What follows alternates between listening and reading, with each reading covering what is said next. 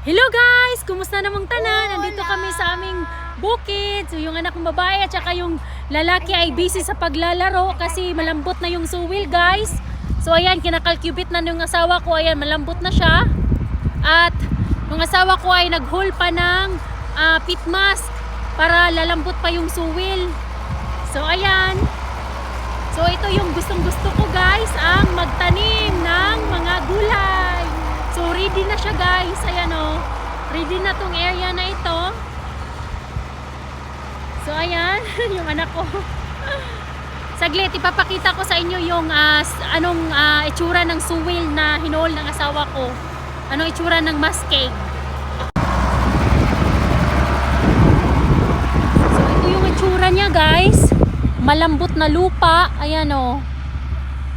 So buhaghag talaga siya. Ayan.